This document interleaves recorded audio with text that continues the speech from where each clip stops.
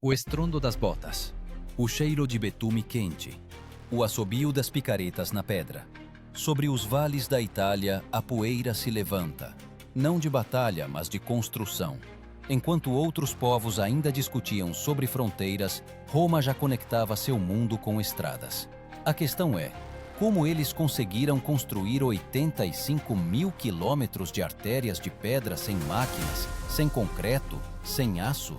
E por que essas estradas vivem mais do que muitos impérios?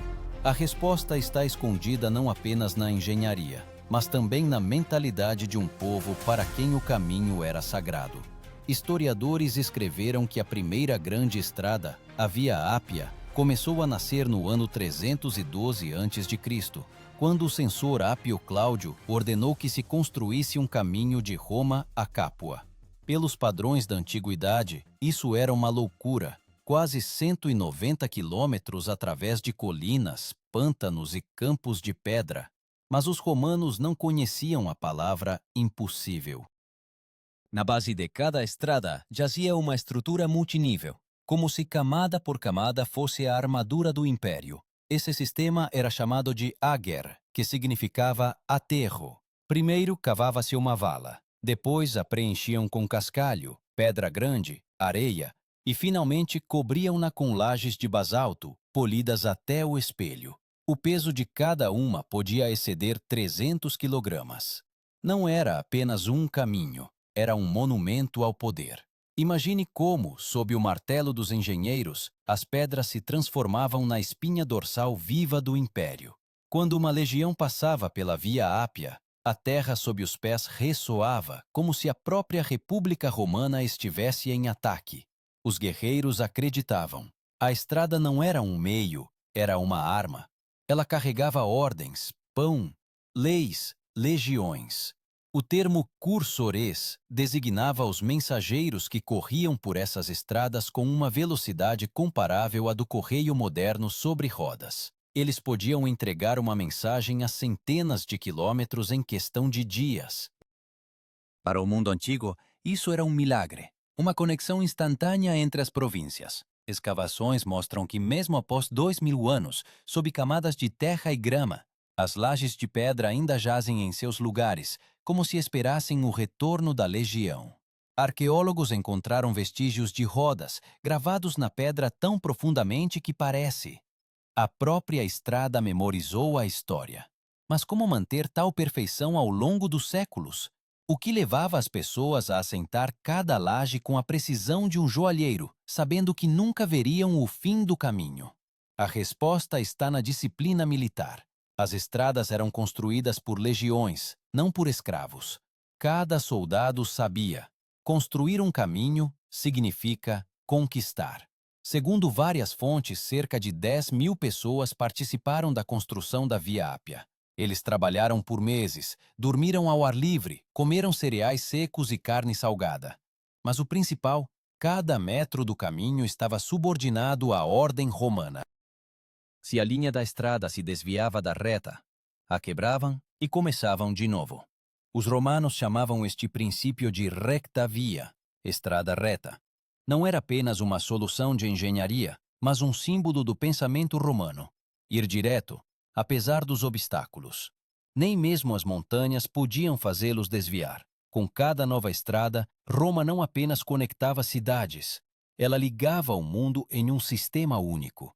Pedra por pedra, caminho por caminho, o império gerava uma rede que sobreviveria aos séculos. Mas para entender como eles mantiveram essa ordem em grandes distâncias, é preciso olhar mais fundo, para onde a estrada se tornava não apenas uma estrada, mas uma manifestação da máquina militar de Roma. Com os primeiros raios de sol, milhares de soldados já estavam em formação, não com uma espada, mas com uma pá. À frente deles jazia uma encosta rochosa, onde em breve deveria passar a nova artéria de Roma. Não era trabalho de escravos, era um exército construindo um império. Cada golpe de picareta era um golpe no caos, cada pedra um passo para a eternidade. Os legionários trabalhavam sob as ordens do tribuno e acima deles estava o legado. um homem responsável não apenas pelas batalhas, mas também pela construção. Os romanos chamavam esses soldados de fabri, engenheiros militares.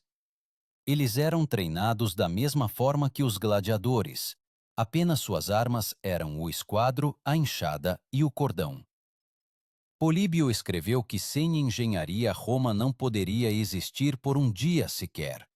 As estradas garantiam o movimento das tropas, o abastecimento e o poder.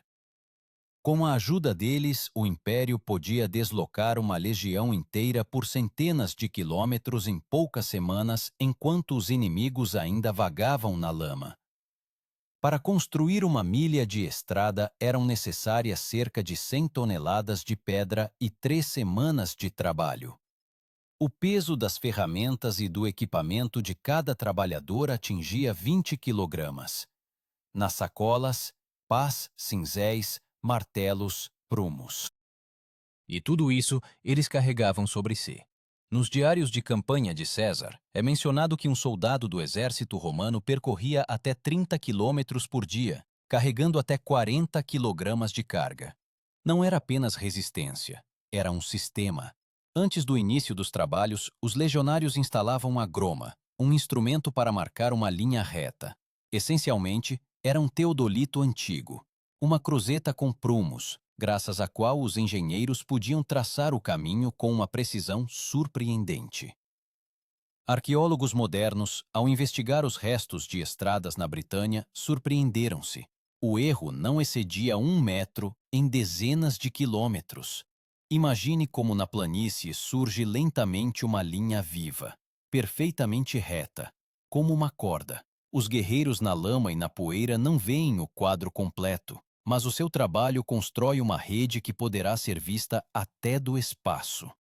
Roma não criava apenas estradas, ela criava ordem, a geometria do poder, transformando o caos em linhas retas. Cada trecho da estrada tinha camadas, como a carapaça de uma tartaruga. A camada inferior de cascalho retinha a umidade. A do meio, de pedras pequenas, dava resistência. A superior, de basalto, refletia o calor e suportava o peso das carroças. Pesquisadores modernos do Instituto de Arqueologia de Roma confirmaram.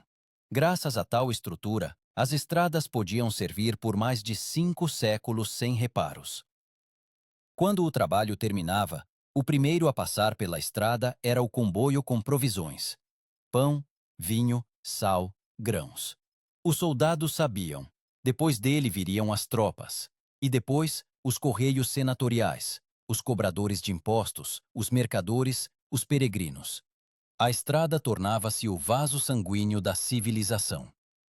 E ainda assim, em cada pedra deste sistema, sentia-se o rigor do regulamento militar. Qualquer violação da ordem, punição. Se um legionário assentava uma laje de forma irregular, era-lhe ordenado que a removesse e a assentasse novamente. Se a estrada se desmoronava, a culpa recaía não sobre o engenheiro, mas sobre um destacamento inteiro. Plínio o Velho escreveu que era precisamente o medo da desonra e o cálculo preciso que faziam as estradas de Roma serem perfeitas. Quando o sol se inclinava para o poente, os soldados levantavam o olhar para o que haviam criado. De horizonte a horizonte, estendía-se uma faixa clara, como uma cicatriz no corpo da terra. Roma deixava uma marca não na memória, mas na pedra. A cada novo quilômetro, a rede de via, estradas que ligavam cidades, fortalezas e portos, crescia. E se alguém naquela época se elevasse bem acima da Itália, veria uma teia de aranha gigantesca, onde o centro era Roma, e dela, fios que levavam a todos os cantos do mundo.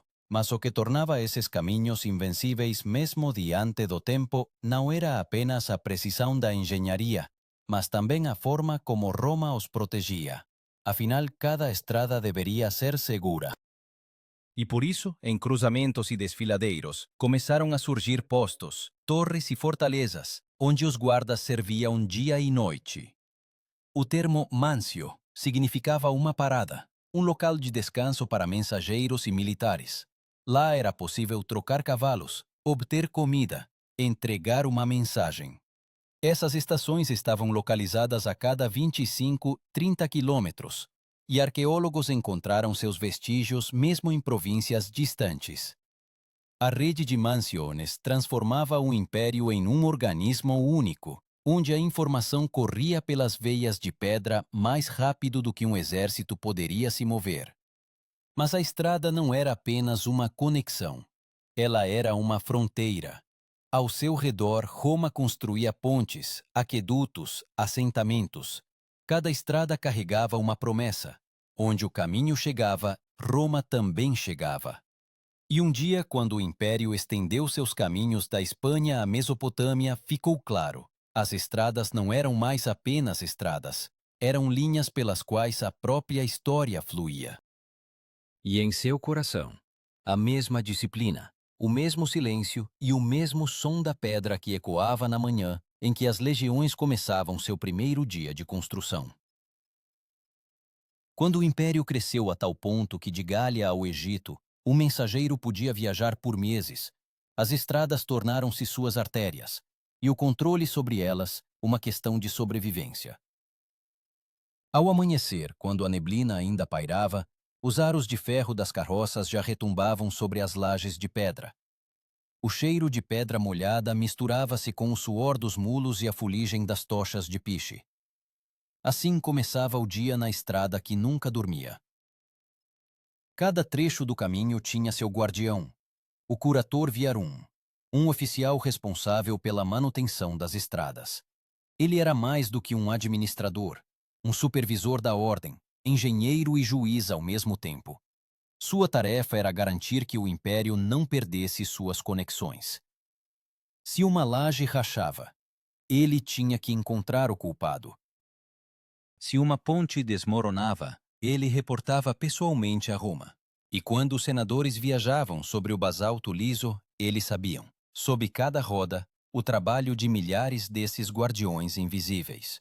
Os romanos sabiam ver nos detalhes o que outros consideravam minúcias. Até a inclinação da estrada era calculada com precisão de grau, para que a água não estagnasse e não destruísse a pedra. Para isso, utilizavam o sistema clava calicaris, uma antiga forma de drenagem, valas inclinadas que se estendiam ao longo da estrada. Arqueólogos na Espanha encontraram restos desses drenos com até meio metro de profundidade, e eles ainda funcionam. Imagine este som. Após a chuva, torrentes de água correm pelos sulcos de pedra como pelas veias de um ser vivo. A estrada respira, retumba, cheira a ferro e chuva.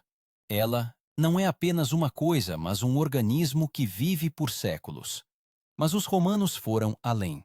Eles entendiam que a estrada deveria ser não apenas resistente, mas também rápida. Para isso, foram criados os miliários, marcos de pedra que indicavam a distância até Roma. Estes foram os primeiros sinais de trânsito da história. Neles eram gravados o nome do imperador e os números das milhas. O viajante, ao percorrer a estrada, sempre sabia quanto faltava para o centro do mundo. Cada desses marcos não era apenas uma marca, mas um símbolo da presença do poder.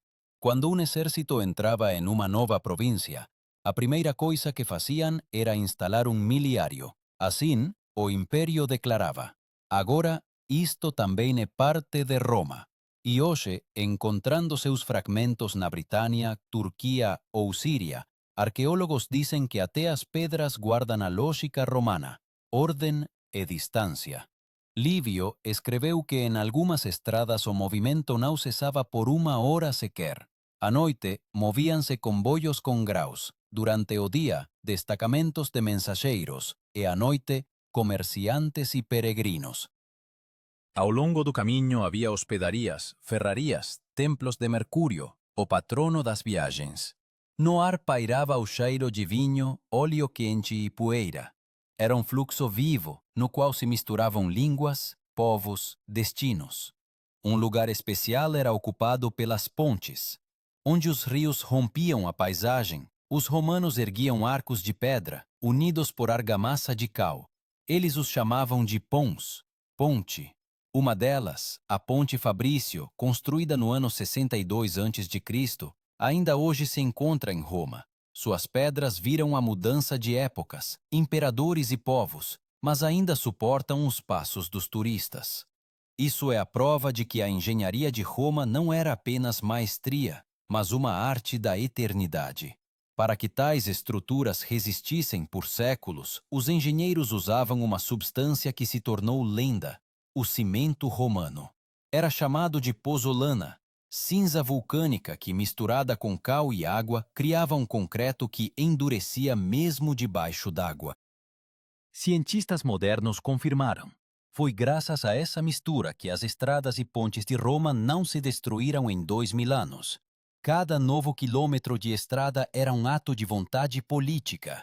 Afinal, o caminho não é apenas um meio de transporte, é uma forma de controle. Os romanos diziam: onde há estrada, há lei. Por essas estradas moviam-se legiões, mas também impostos, escravos, ordens, rumores.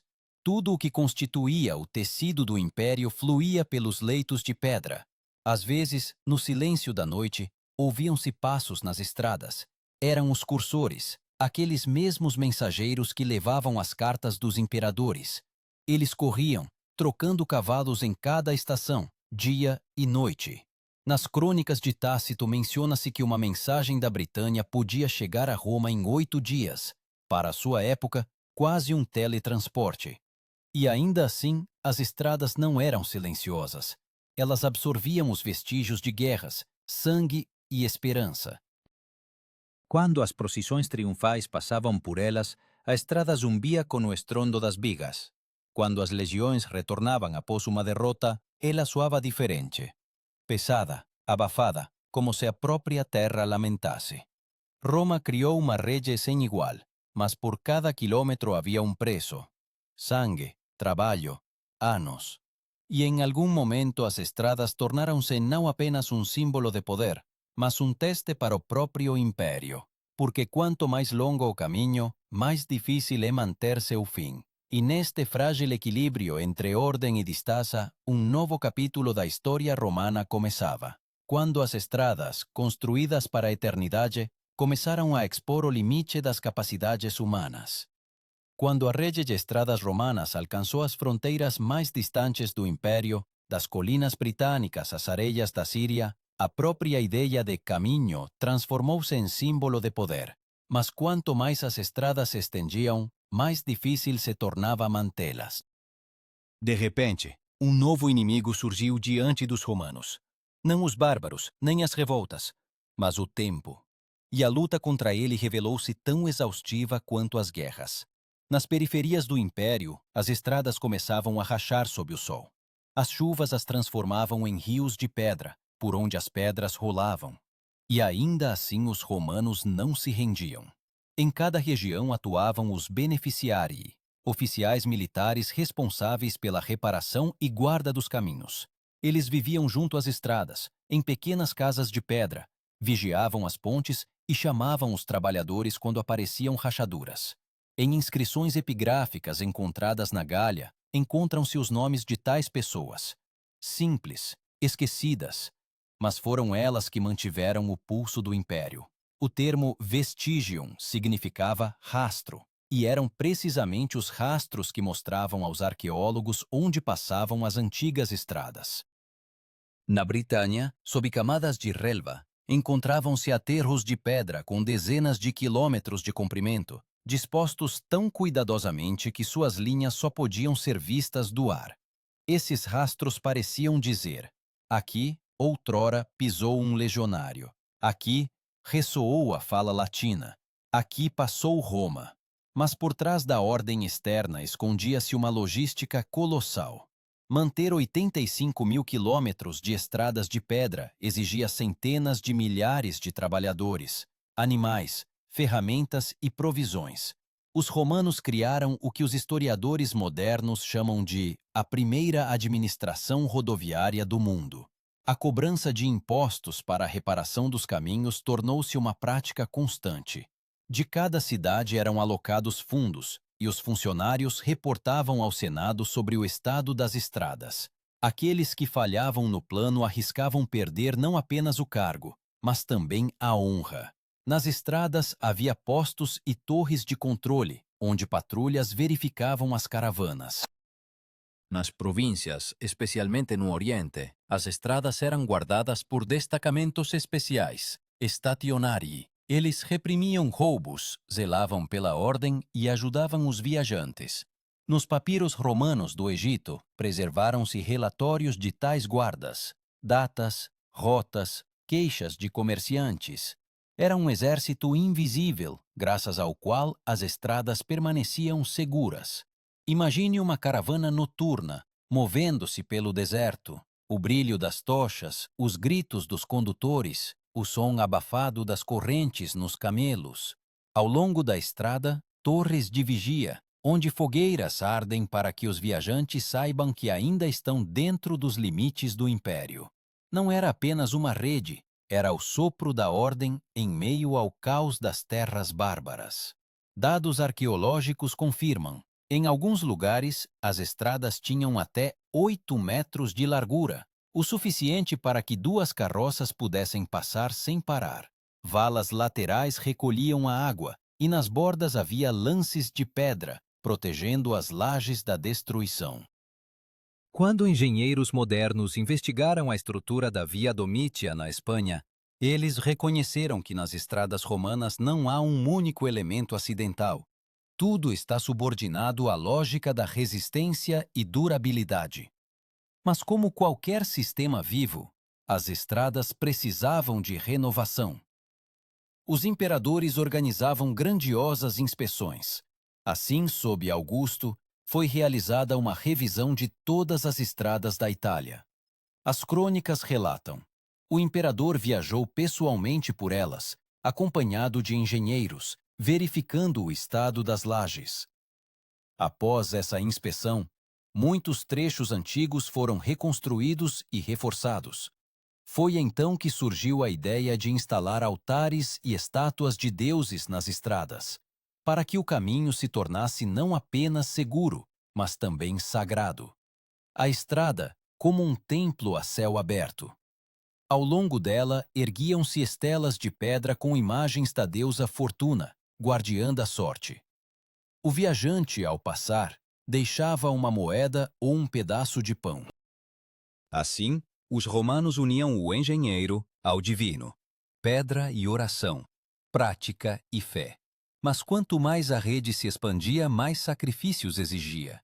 Nas montanhas da Ásia Menor, as estradas tinham que ser abertas através de rochas, explodindo-as com fogo e água. Nas províncias quentes do Oriente, os trabalhadores morriam de calor, e no Norte, de frio e vento. Lívio escreveu: Roma construía estradas como guerreava, sem piedade e sem descanso. Com o tempo, as estradas tornaram-se o símbolo da própria ideia de Roma, um poder que não conhece distâncias. Plínio afirmava: nenhum povo subjugou a terra como os romanos a subjugaram com pedra. E, de fato, a estrada transformava um território estrangeiro em parte do império mais rapidamente do que um exército. No entanto, nessa grandiosa rede, um paradoxo começou a crescer. Quanto mais perfeitas se tornavam as estradas, mais rapidamente por elas se espalhavam não apenas ordens, mas também rebeliões, rumores, doenças.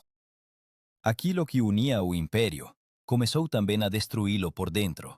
Sobre essas mesmas pedras, por onde outrora passavam as procissões triunfais, agora se moviam fugitivos, saqueadores e exércitos estrangeiros.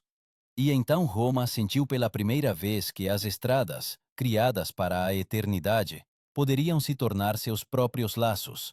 Mas antes que a rede começasse a enfraquecer, ela ainda conseguiu alcançar o auge, uma época em que as estradas se tornaram não apenas infraestrutura, mas um símbolo vivo de poder que parecia não ter fim. No início do século II d.C., as estradas de Roma atingiram seu apogeu. O império, que se estendia por dezenas de países do mundo moderno, era costurado por fios de pedra, pelos quais a vida fluía. O estrondo das bigas, o tilintar das ferraduras, o cheiro de poeira e couro, tudo isso era o sopro da cidade eterna. De Roma, era possível ir a pé até o oceano sem se desviar do caminho. Os miliários, essas testemunhas de pedra do tempo, erguiam-se ao longo das estradas, como guardiões, lembrando a cada viajante. Todos os caminhos levam a Roma.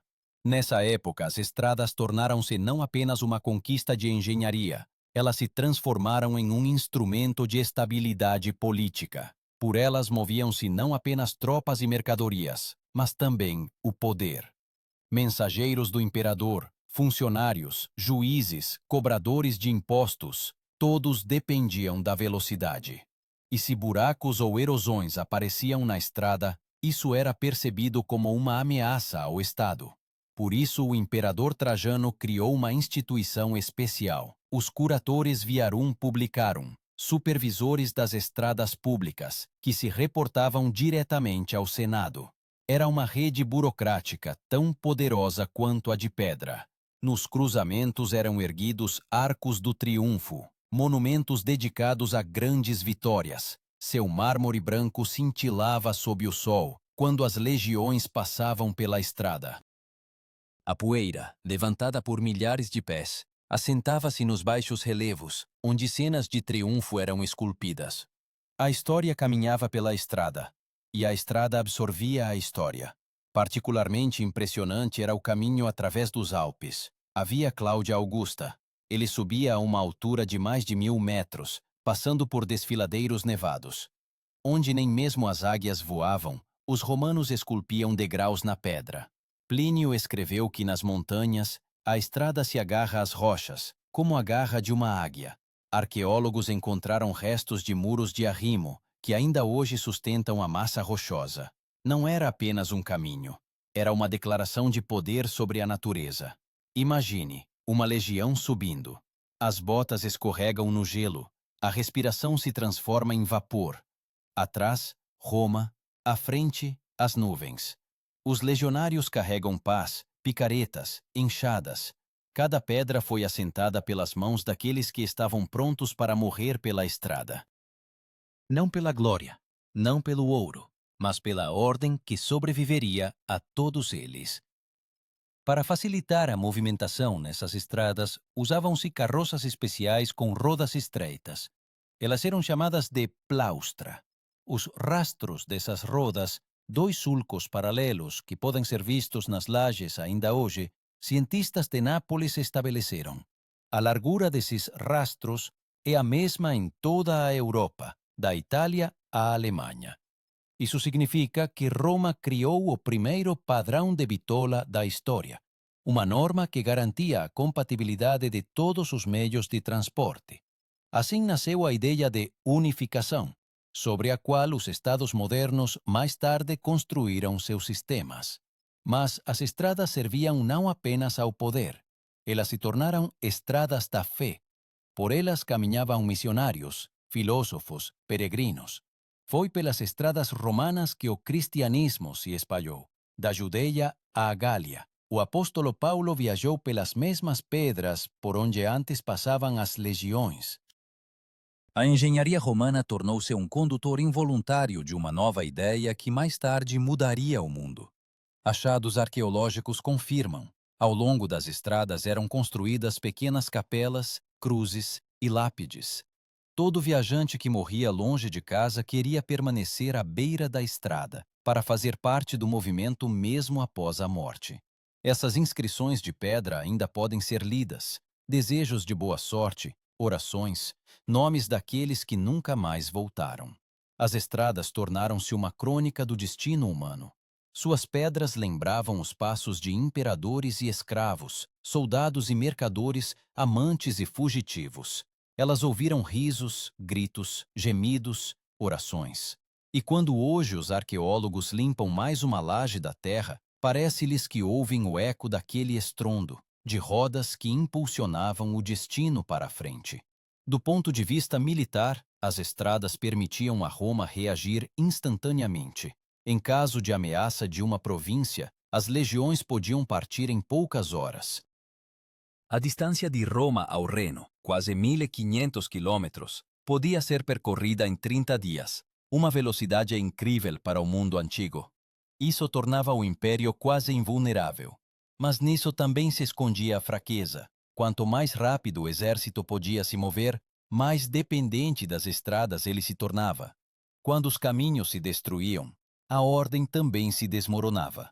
Mais tarde, em tempos de declínio, as estradas começaram a ser tomadas pela vegetação. Sem supervisão, sem legiões, sem impostos, elas perdiam sua vida. No entanto, na era de Trajano e dos Antoninos, as estradas ainda brilhavam. O império parecia eterno. A pedra era lisa, as pontes estavam de pé, os postos fumegavam com tochas. À noite, quando o sol se punha no horizonte, o caminho tornava-se dourado, como se a própria terra agradecesse àqueles que a uniram. Mas quanto mais alto Roma subia, mais profunda se tornava a rachadura sob suas lajes.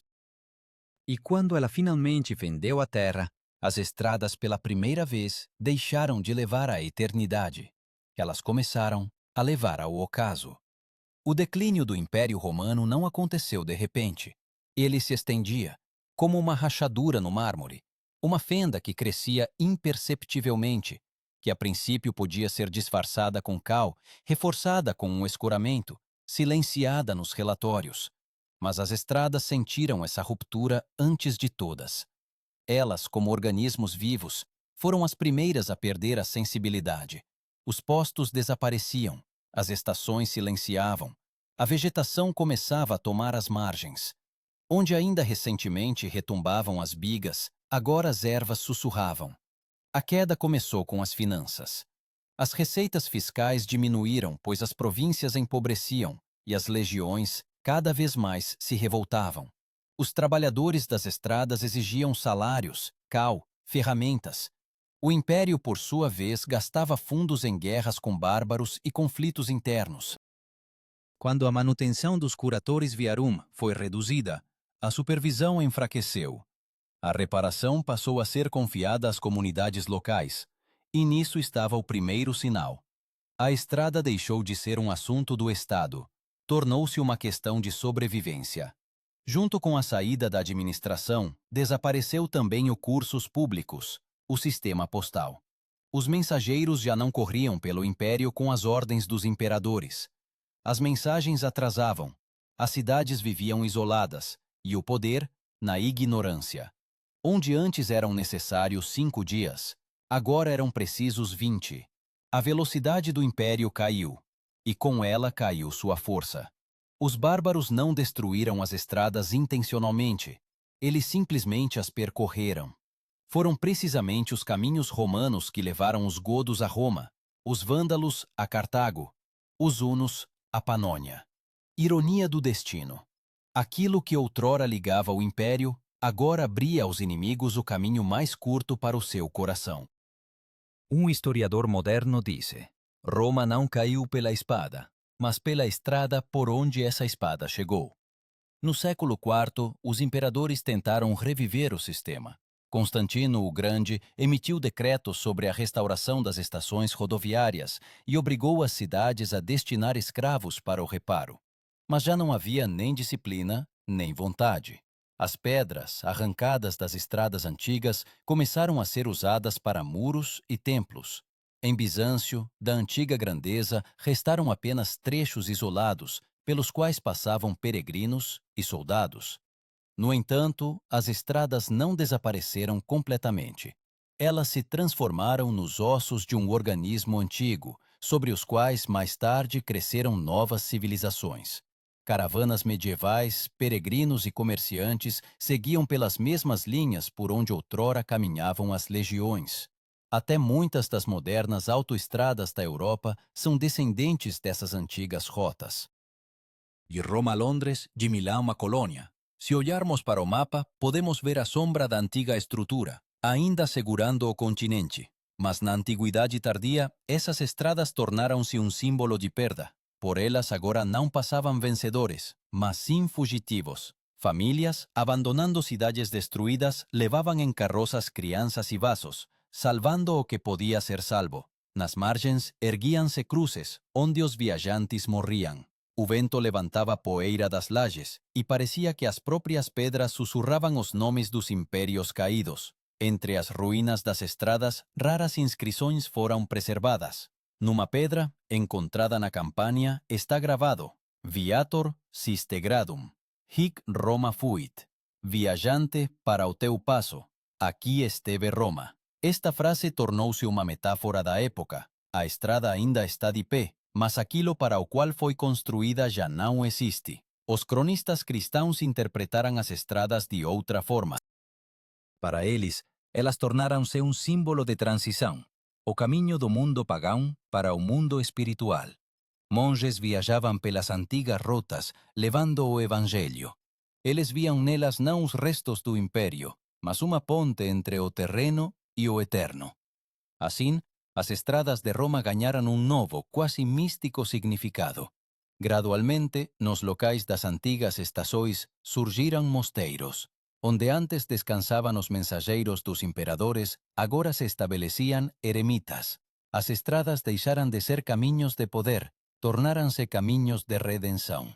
E se antes o homem as percorria por uma ordem, agora pela salvação da alma. Mas apesar da transformação espiritual, a estrutura física morria. As lajes de pedra afundavam na terra, transformando-se em uma camada arqueológica. Em alguns lugares, por exemplo no sul da Itália, as estradas eram cobertas por cinzas de erupções do Vesúvio, como se o próprio tempo tivesse decidido conservá-las. Em outros, eram levadas por inundações, desmanteladas por camponeses, usadas para fundações. E ainda assim, se hoje nos colocarmos num trecho preservado da Via Ápia, podemos sentir uma sensação estranha, como se sob os pés não houvesse apenas pedra, mas memória. Esta estrada não pertence ao passado, ela pertence ao movimento. Ela ainda leva a algum lugar, mesmo que o objetivo tenha sido há muito esquecido. Roma desapareceu, mas as estradas permaneceram.